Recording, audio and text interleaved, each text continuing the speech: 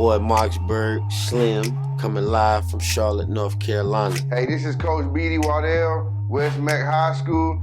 I'm Doug Rashid. I'm a Grammy-nominated record producer. Hey, I'm LaKoya McClain. I used to be known as Inmate 1570847. Hey, my name is Lydia. I'm a social injustice activist. Hey, it's Danielle E. Brown, songwriter and artist, and we're rocking with Grandosiá TV. What's up, everybody? It's your favorite soul artist, JayDJones here. I'm a writer, sometimes producer, sometimes composer, and I'm rocking with Grandosiá TV.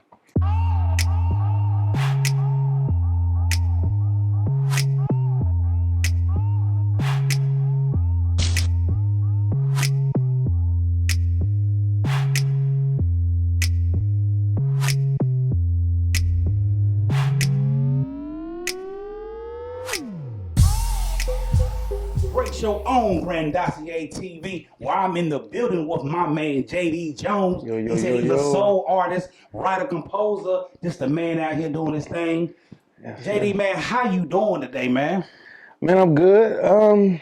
Long day of work. You know, I'm not that privileged yet to have a just focus on music, but it's coming. But I do have a 9 to 5, so you know, yeah, in due time. So I'm, you know, getting that off of me, and I'm ready, you know, for what the weekend holds. But I'm good. I'm good. Another day, you know, another dollar, and you know, we living to see what's in the next day, you know. So got you. Got you. So give everybody a background where I met my guy JayDJones. People, I just want y'all to know I was at a wedding, and you know, I was just asked to come in with no thoughts, no nothing, and I was up there chilling on my phone like I'm always doing. Don't tell nobody when I come work your event. I'm always on my phone, and I heard this voice, and it sounded like an angel from heaven was singing. Come on, man! And it's just like, yo, like. Is this the CD? I'm asking people, is this the CD? Is this the CD? Like, I'm not really sure what's going on. Is this the CD? And everybody's like, nah, that's my man JD down there. And I had to go and say, hey, man, who is this brother? Who is this brother up here singing? So I was like, you know, everybody loved the Jamie Foxx song. How that song go? How it go? Just tell me how it go. Well, it's been 5 years. See, everybody love that song. Everybody who get married love that song. Right. And then he hit some other joints on me. And I was like, yo, Broski can sing out here. Who is this dude and why we don't know about him? So, for my listening audience, make sure before we get too far into this, y'all hit the subscribe button, hit the like, hit the notification bell so when we go live, you get all the up-to-date videos. But tell the people of Grandosiá TV, who are you, man? What you been doing? Where you come from? How long you been singing? My government name or just the artist name? JayDJones, that's JayD.Jones, Jones. Native of Charlotte, North Carolina, by way of Belmont, North Carolina right now. Man, I've been singing ever since I was 3, or maybe open my mouth, and when sound was able to come out, that's how long I've been singing. That's dope. Come up in a musical family. Those that are true Charlotteans know who my dad is, who's Joe Jones, who's a great choir director and conductor. So I was raised in his shadow, in his footsteps, and going behind him. So I've been around music all my life. Music is rich on both sides of my family, dad's side, my mother's side. My great uncle actually sung with the Orioles doo-wop group back in the 1950s. And also toured with a few quartet groups. One of them was Golden Gate Quartet. So music is rich. But yeah, man, little church Baptist boy from Charlotte, North Carolina, man. Raised Baptist, so y'all hear my music and you'll see me live. You're gonna feel that church. We're gonna go right to the edge of it. Because I mean, that's what it's about, man. You gotta touch the soul. But that was instilled in me as a kid. You know, you gotta put your all in it. And I had that as a player, playing sports, playing football. So I just bring it over in the music. And people ask why you sing so hard, because I give it all. I give it my all, man. So that's just a little bit about me. Just a little boy from Charlotte, raised in the Baptist church, and just looking to pour that soul out in my music and touch lives, man. That's who I am. He said he got to bear his soul into the music. So you said in the intro, you said you a soul artist. Right. for people who don't know, because I know people struggle with this. What is the difference between, in your opinion, a soul artist and an R&B artist? Because sometimes people get that confused. So it's. I look at it sometimes one and the same, but it is a difference. For me, it's a difference. A soul artist is for me, and why I call myself a soul artist is because I'm not a gospel artist because it would put me inside of a box. Yeah, okay, I understand. And being outside of that box, we know that, the Bible tells us God is love. So if we're singing about love, now we're able to sing about the same thing that maybe a gospel artist sings about, but I just might have titled it different, or I may rephrase it or phrase it differently. But a soul artist reaches more people than the gospel artist, and it has the same reach or the same demographics as an R&B artist. It's really no different. You're gonna do the same thing. Music might sound the same. It's just what the artists prefer, and I prefer soul artists because, again, I want to touch the soul. If it has to first touch my soul first. Gotcha. Before I can go out in front of a mass of people and want what I'm doing to touch somebody else's soul. And it's still, like I said, the message of Jesus, man. I want people to feel good. I want people to be renewed after they leave one of my shows. I want people to be charged after they leave one of my shows. And eventually, if somebody want to be saved, we can be saved. That stuff is not talked about. If you look at the old artists that were soul artists, when you look at Marvin, you look at Sam Cooke, you look at Otis Redding, all of them came from the church. They did. Specifically Sam Cooke, who was a quartet singer. And he realized the same thing. This is a box.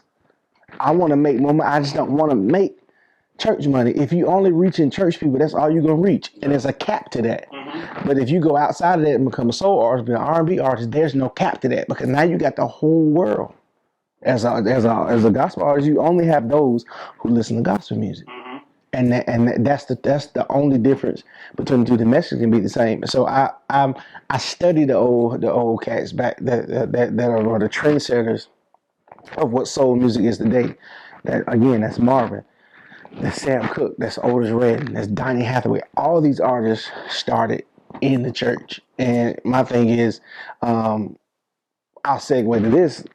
That I believe that's the sound of North Carolina that we haven't embraced yet. We in the Bible, the Bible, what they call it, the Bible Beltway or whatever they call it, the Bible Belt. And I hear a lot of other musicians around, oh yeah, that's too churchy. But if you listen to Fantasia, if you listen to Anthony Hamilton, if you listen to those that are R&B artists that came from this area, you hear that ruggedness, you hear that. And it's nowhere related to anything else but the church. That's it. And that's the sound of North Carolina. New York has a sound. Atlanta has a sound. Memphis has a sound. LA has a sound. Baltimore got a sound. DC got a sound. That's our sound of North Carolina. And if we get there, if we embrace it, okay, North Carolina, South Carolina has a churchy quartet R&B style. Once we embrace that, then that's when North Carolina will finally be on the map as a state or as a region that produces music. Because we out there. John Coltrane came from High Point. Yeah. Like when you look at the many, come on, George Clinton, Kannapolis. Like when you look at the people that influence music that came out of North Carolina, it's a lot, but nobody credits North Carolina. So that's what my goal is as an artist, and that's why I call myself a soul artist. That was deep too. I like it. I like the explanation of that. And I was gonna ask you that too. What do you think the sound of North Carolina was? And I'm glad you answered that, because I can see that now. Now that you painted that picture, I can see us being there. Because like you say, the Anthony Hamiltons, the Fantasias, they taking the church on their tracks. Of course, they take it. I even go. Let's go to rap. Pastor Troy. North Carolina, come. It's like he's rapping, but he kind of singing at the same time, right. And he has this kind of this pastor church like hoop type of thing when he rap. It's the same. It's no different. Right. It is no different. It's just, again, what the artists prefer. And again, I prefer to be a soul artist. I don't care if somebody like me is an R&B artist. It's not going to change. Right. It's not going to change, because my goal is to I want to sing about this. 3 or 4 things that I believe that it directly correlates to what the Bible is. The Bible is a journal that helps us along through life with life, love, and relationship. Say it again, sir. Say it. The Bible, again, sir. the Bible is the map or the journal that was created for us called the Bible. It speaks on these aspects of life, and it helps us to deal with life, love, and relationship. So if we write about, as an artist, we write about life, love, and relationship, you're able to meet everybody where they are. And that's what the Bible does. It meets everybody where they are. So I'm not going to just try to say this one particular thing. Let's talk about love. We're talking about love. That means everybody has dealt with love. Everybody's dealt with life. Everybody's dealt with relationship. You meet everybody where they are. Now, my question for you on that is, can that still sell? 80s, it did. 90s, it did. We lost our way somewhere in the 2000 era. Yeah. But can we bring that back 22 and beyond? Yes. Can we bring that back? Because then, we start getting to the whole confession thing with, Usher and them. People want that controversy. People want that drama. But Ken, what you just said, you said love. What else you said? You said life and relationship. And relationships. Yeah. Can that still be a selling point that take you from where you're at now in your career and take you over the top? I would love to hear it. Because I feel like with my dog being locked down right now in Chicago, ain't nobody making no more. I mean, you had what's the brothers? You had the Isley brothers that made a lot of babies that for people. You had R. Kelly that came back and had a lot of people making babies. True. What we listen to now? I don't hear that artist. I gotta go back and play 12 play again just to get there. Right. So can that still live? I think, as me, I think so. And I would say, I would like to be the spearhead to get that back going. Like I believe that it can get there. You just gotta have the time to put into it. So like my pastor preached a sermon, little by little, it'll get there. Yeah. But it has to be just more than just me. And I believe it's out there. Like you said, people like the guts and the bones. They want to be like all this extra stuff about confessions and stuff like that. But why can't we have? Yes, that can be necessary sometimes, but why can't we just have just pure? It can be just pure, like, so everybody. So it's not. We can't let the babies listen to. Yeah, let the babies listen to it. It's pure. It's not degrading nobody. It's not degrading women. Ain't talking about money. Ain't doing this. It's just for everybody. Right. So I believe it can. Gotcha. I'm a firm believer of it. Well, let's take it back to the beginning. Well, not to the beginning. Let's take it back a second though. You mentioned some greats with Sam Cooke. You mentioned some other greats, Donny Hathaway. I can't think of my man's name just now. You said his name, Marvin Gaye. That's my guy. That's with that. What this question is: who influenced you outside of your dad, who everybody know can sing? Yeah. We're gonna get to that too. But who influenced you on that level, that family level, and then give me your top 5 of all time. Okay, top 5 of all time. Okay, so the first question is who influenced me as an artist? I have to go off the first concerts I saw as a kid. So 6 years old, I had the opportunity to see the Temptations. Oh, that's special. So my parents started me as a kid listening to 45s of Motown. I'll be 34 in 2 weeks, but I know what a little 45 is. Gotcha. So they started me out listening to Motown. They had just a good little selection of records. And I thought it was First Music at first, but then they started playing them. And the first, if I remember, the first album I fell in love with was the Temptations' "Give Love at Christmas" album. Okay. Because they, of course, Christmas, they roll around that Silent Night. That was all I remember that every Christmas. What's your favorite part in that song? So, at the beginning, in my mind. That's it. Okay.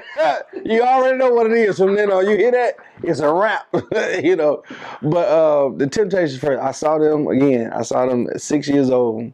I remember to this day, back then, it was Verizon Wireless Amphitheater. They had them all white. I vividly remember it like it was yesterday.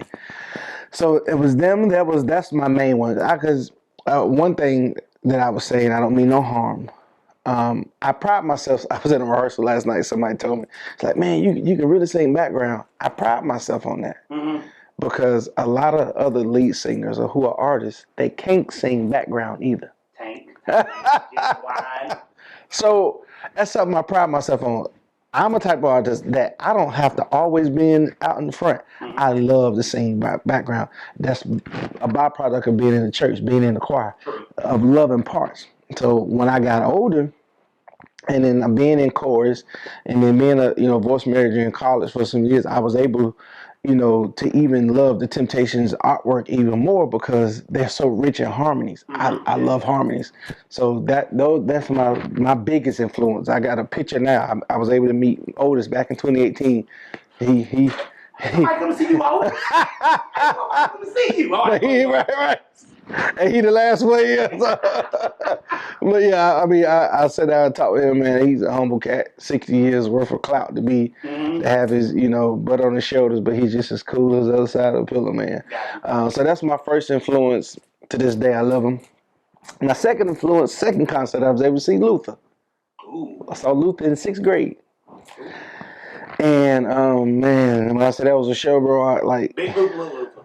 He was in the middle. He wasn't too skinny. He wasn't too big. He was. That was probably That was 02.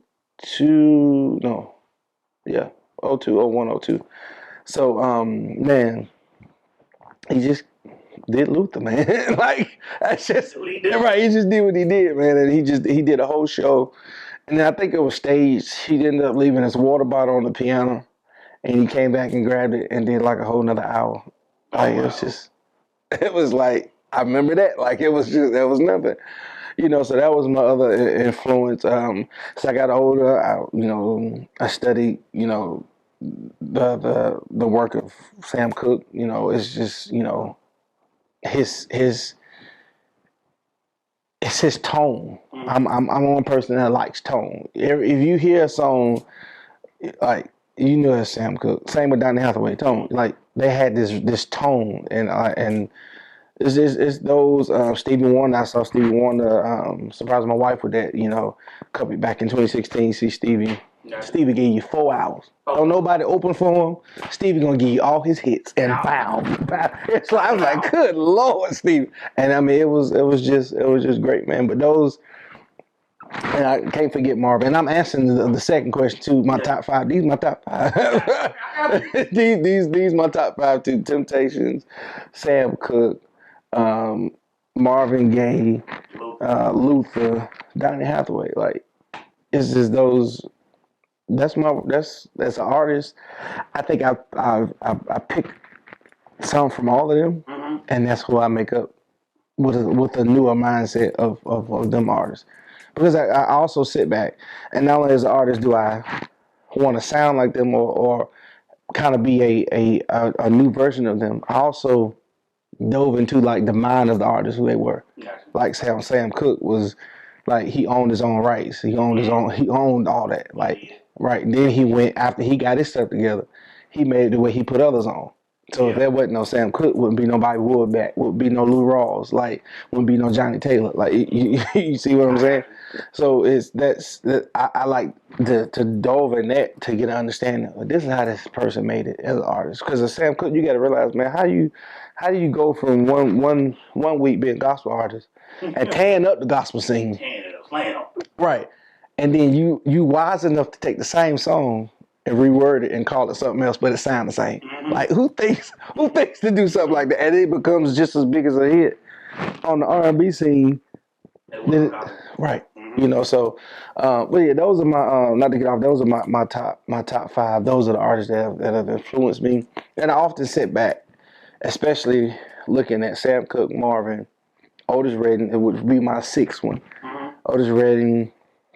Of course, James. I can go on down the line, but when you look at Sam, Otis, Marvin, and Donnie, you look at them.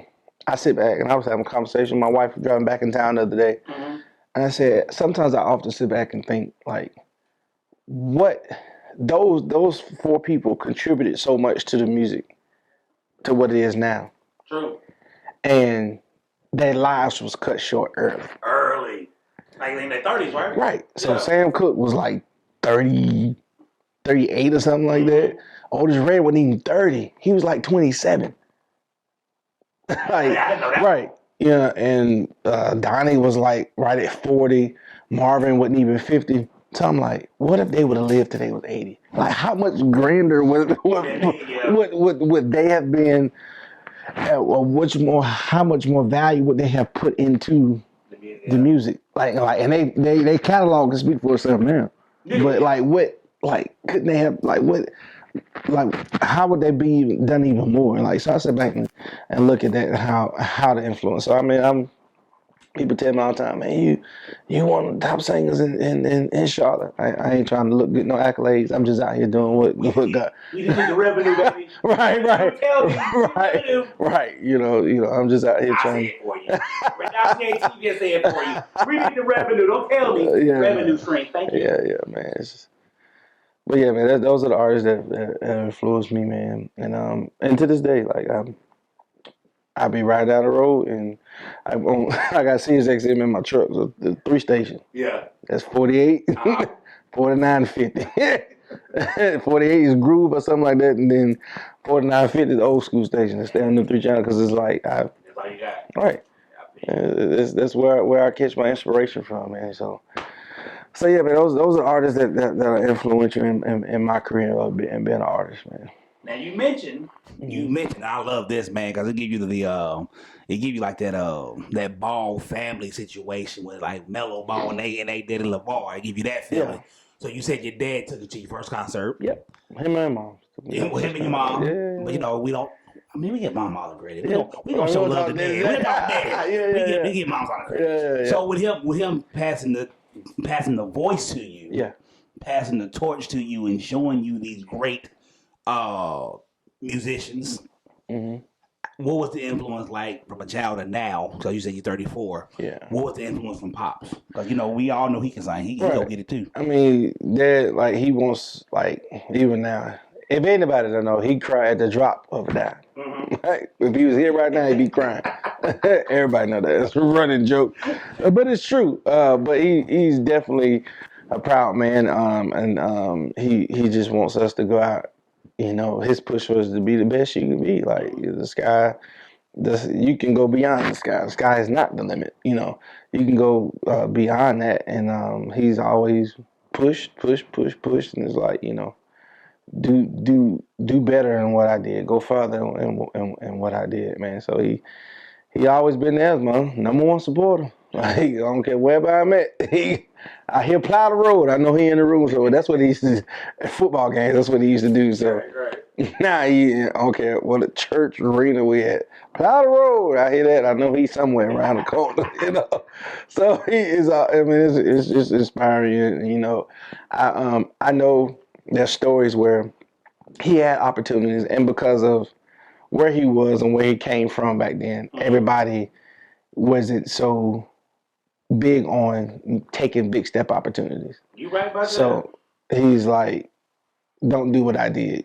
Them opportunities, you run that door down. Mm-hmm. Even if the door ain't open, you run slap through it. Mm-hmm. And so that's where he definitely pushes it. Hey, go get it. go get it. That's one thing I learned from having older father as well. Yeah. There's opportunities they were scared to jump off on. Yeah.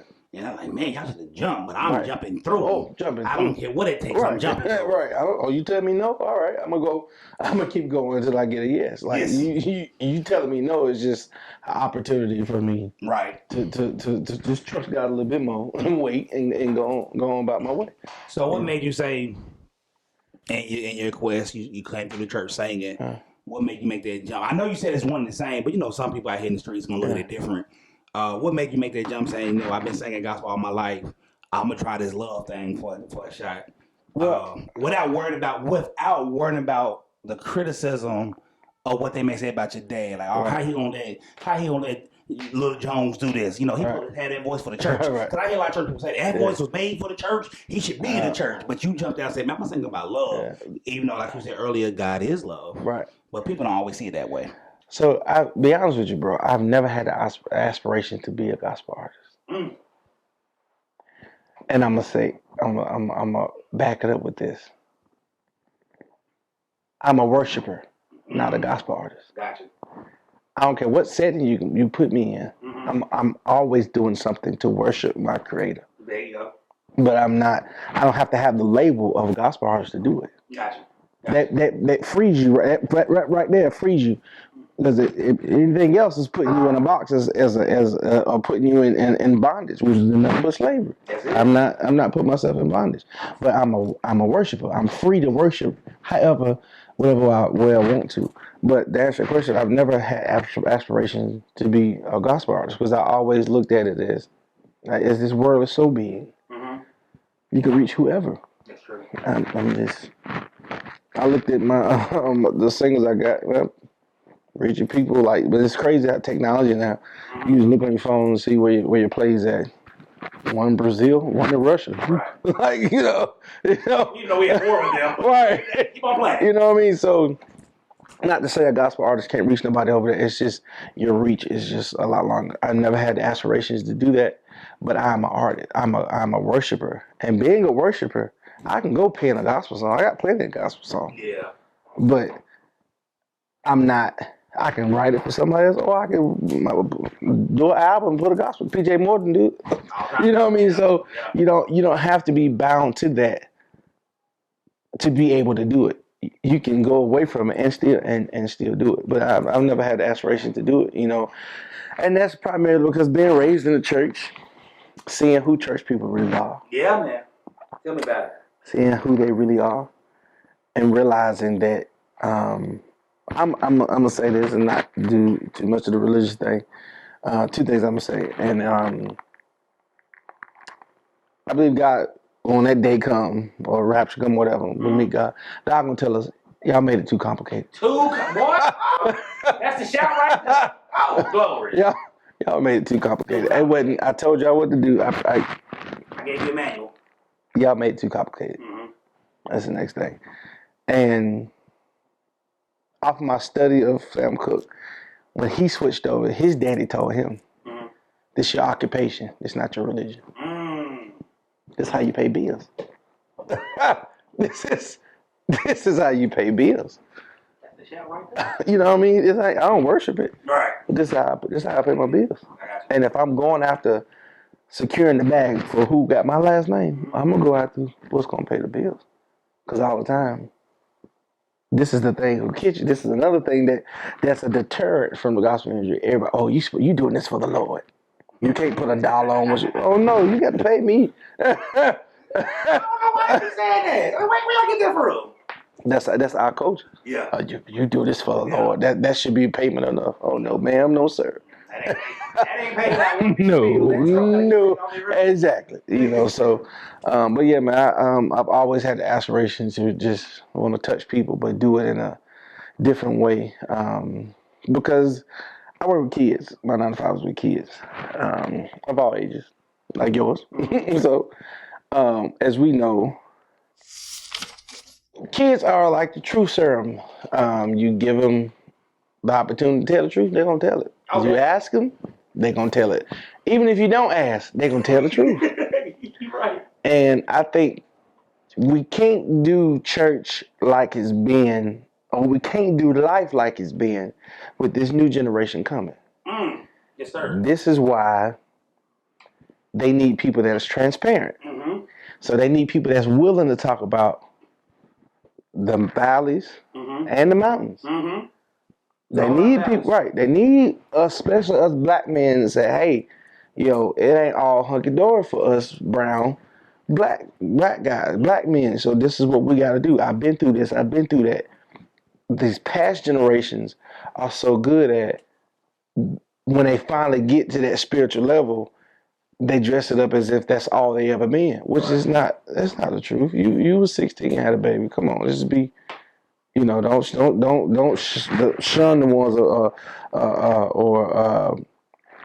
turn your face fried up against those that are maybe 16 now with a baby. Right. Show them love like that person showed you love back in the day. Right. But this generation needs transparency, and that's why you know, we can. I'll say this that say something to that. As at one point in time, as a writer, as an artist, I didn't think I was a good writer, and it wasn't about a year ago that the Lord told me, said, "Hey, it wasn't that you wasn't a good writer. You had to live. Yeah, definitely. That's the thing. You had to live. There was some experiences that you had to go through, and there was those experiences that inspired me, inspired the pen. So it's like once you have those experiences, then that's when the artistic abilities start to flow. Then that song or whatever, that poem that you wrote, or that picture that you drew, then also it's going to reach somebody at a later time because they're going to be going through the same thing. It's, like they say, we're not going through things for ourselves. We're going through it for somebody else. Somebody else is going through that same thing. You know, so that's what I look at. This generation coming behind us. They just looking for people to be straight up. That's it. That's They respect it more. Right. They respect it, and that's what we have to do. And that's what I'm looking to put in my music. You know, be straight up. So, which one do you like doing the most? Which I probably can already guess this, but I'm gonna ask anyways. Do you like being a writer or a singer, or both the same?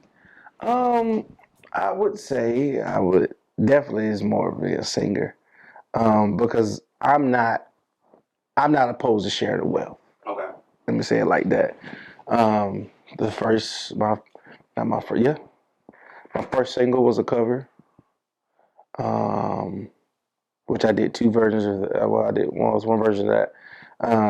My fourth single, that was a cover. So I mean, if I hear a song, you a writer, you got this song, and it's dope. I'm gonna like it. Right, that's more logs on the fire for you. You know what I mean? Yeah. You know, because you got your version. Then I was like, okay, let me put my little soulful thing on it, and that's how Love Blvd came about. Local, I had this plug in there, Grindhouse Studios. Okay. JayDJones is the founder of this. I call it the modern day Motown because how he has it set up, it's like 4 or 5 studios in one. Gotcha.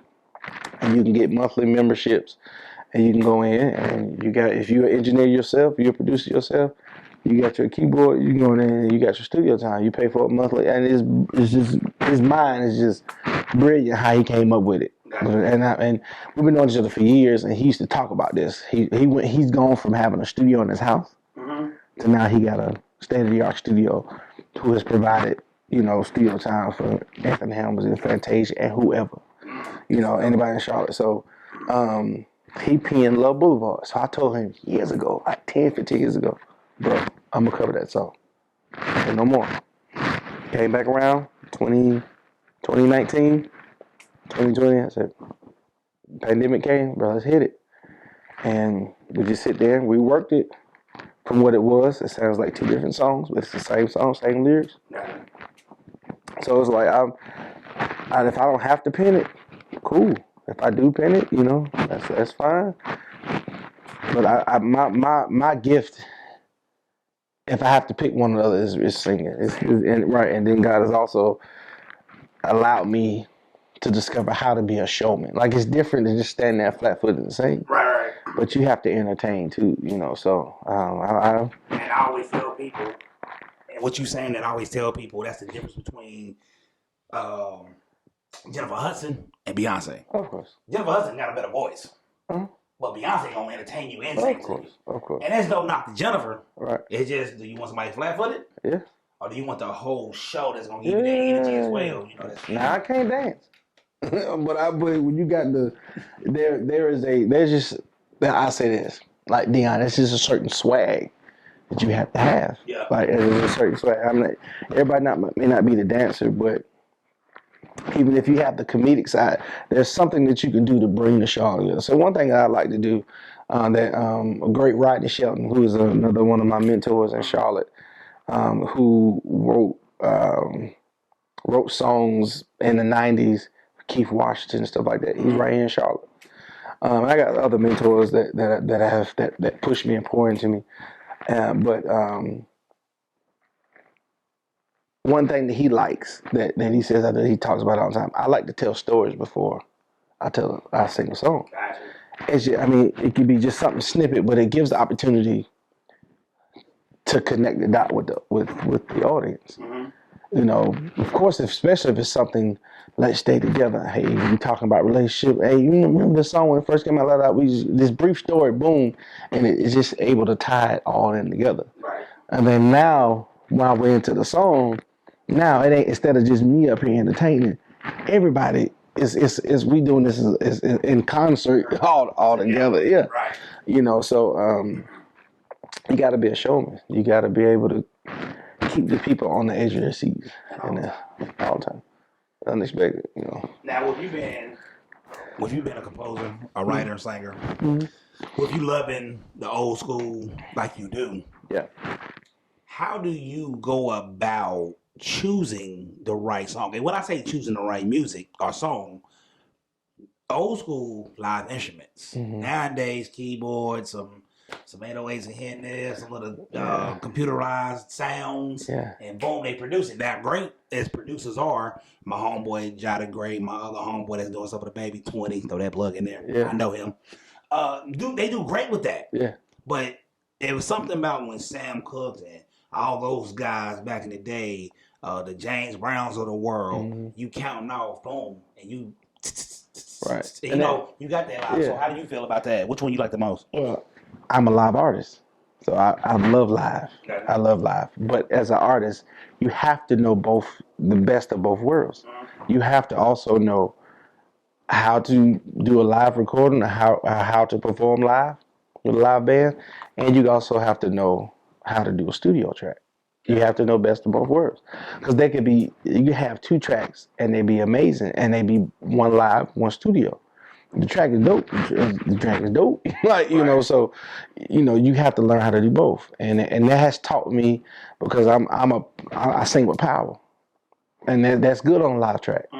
But when you got a studio track, you got to learn how to hold back a little bit. You got to be. I guess you say not. I don't want to say reserved, but you got to know how to give it and then not give it. You know, it's like a cat and mouse type of thing.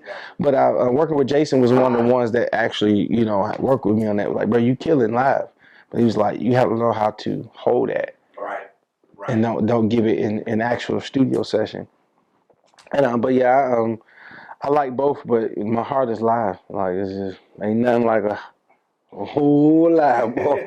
Cause what I like, my band is called Organic Soul. Okay. And one of the guys at Gat 3 Studios in Charlotte penned that. He was like, man, you have this organic soul type of thing. Like, I love it. That's the name of the band, Organic Soul. And live instrumentation, live music, it's able to go organic. Yeah. Like, when you have what they call this musical term stems or tracks, you're locked into whatever that 4.5 minute stem, what it was gonna do, and you have to do it. You can't go nowhere with it. But outside that live, you can go anywhere, you know. And it has its pros and cons. It can run out. Like, that's a tool some people don't have. You got to know when to turn the page, or you got to know when to stay in it, because if the crowd is calling for more, stay in it. If you ain't getting their interaction with the crowd, it's time to go. It's time to move to the next one, you know. But yeah, I love live, but I've grown to have. At first, I didn't have a love for the studio, but I've grown to have a love for it, man. You know. Definitely gonna have a love for it. Now, tell me, where can we find you? You know, we talked about all this great music, all the great things you're doing, all the great influences that you had, all the great influences that you done had all your career so far up to this point. Where can the people find you at on social media? You talk about the Organic Sound band. That's your band you have. Where can we find y'all at performing? Where are y'all at? You know, how can we get to the music so people can hear you? I know, like I said earlier when we first came on, I said how great you were doing with weddings and stuff like that. But where can the people find you so they can become a fan of your music or a fan of your voice the way I have? Okay. So first, my handles on social media, again, is JayD.Jones, JONES. On Instagram is JayDJones _ the artist. And on Facebook, as I just stated, it's JayDJones, JayD.Jones, the artist page, or you can hit me up on my personal Facebook page where we post everything about all the shows that I have that are upcoming. Add this plug. I will be at Middle C Jazz on December the 15th, doing a little soul, a little Christmas stuff. So that'll be opportunity for y'all to come out. Also, I'll be in Rock Hill, South Carolina on November 20th, or like a Sunday jazz brunch at First Class event in Rock Hill. It's off Cherry Road. But all of that will be posted on my social media, so you'll be able to see that as well. And just be on the lookout for new music. New music's coming.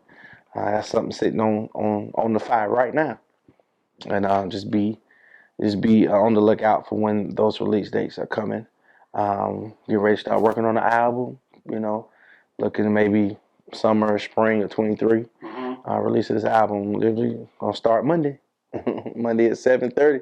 So just be on the lookout for those specific dates. But again, my social media handles JayDJones _ the artist on Instagram, and JayDJones, JayD.Jones on Facebook. Well, when you do these shows, Grandosiá TV gonna be in there with our camera. We're gonna try to get this brother. behind the scenes Come on. footage. And I'm on YouTube too, so I got a YouTube channel.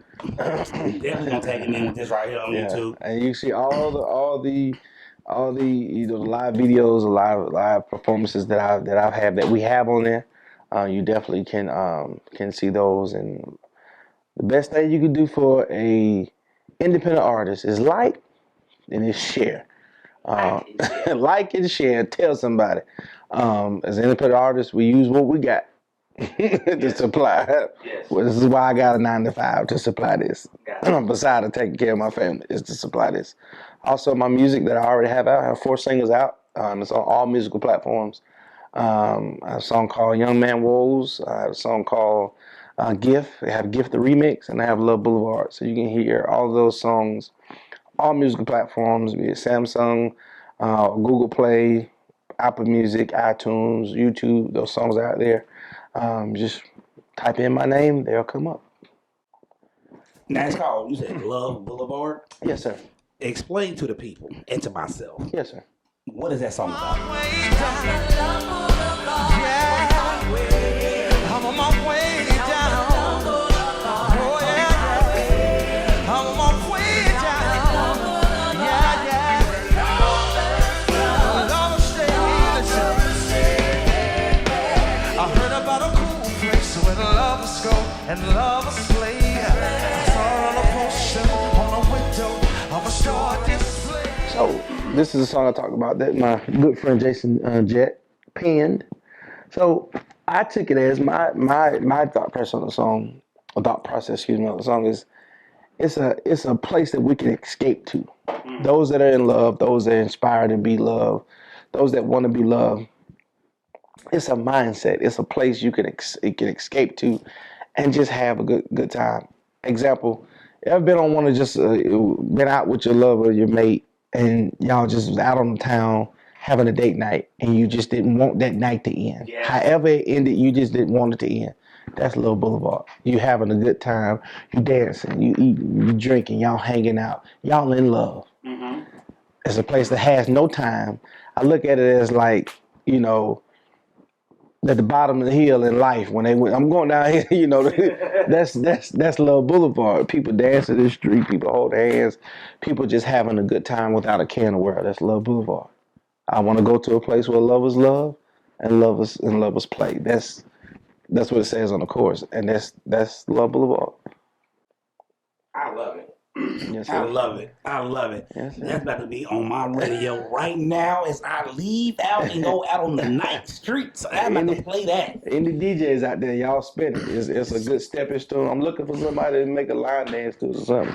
Let's make it happen. I'm going to tag some DJs in on this. I'm for real. I'm definitely tagging some DJs on this show right here. Spin it. But JayDJones. Yes, sir. I'm about to say JayDJones. I got lazy for a minute. I gotta make sure you put the D in there. Put some respect on his name. It's JayDJones. Hey man, it's been a pleasure, my brother. Man, I appreciate having you on the show, man. It's an honor. Anytime you got anything that's coming out, you want to get to the people. If I can help, I'm there. Like I told you earlier, when you do your show, you said November 20th. Yes, sir. December 15th. Yes, sir. I'm there. Now this November 20th one is at 12:30. So 12:30. What day is it on? It's on a Sunday. So. Well, so I mean, I got listen. My church got 11:45. I go to a new black church. We the new black. We got it 11:45. Hey, you know what time we get out? We be out 10:15. So we got the new church. This the new generation he was talking about. Right, we done shouted everything. Still out. We eat breakfast. When y'all going in, we eating breakfast. While y'all still trying to find y'all high, we already eating. Right. We already eating. So I will be there, man. I definitely will be there to support, man. You just let me know the details. Like I said, I'm coming in behind the scenes footage. I got you. And man, listen, it's been a pleasure. Everybody that's listening right now, you know what to do. Hit the subscribe button. Hit the like button. Hit that notification bell right now so you can get all the live up-to-date shows that we have coming. And with that being said, JayDJones, yes, sir. We out. Peace.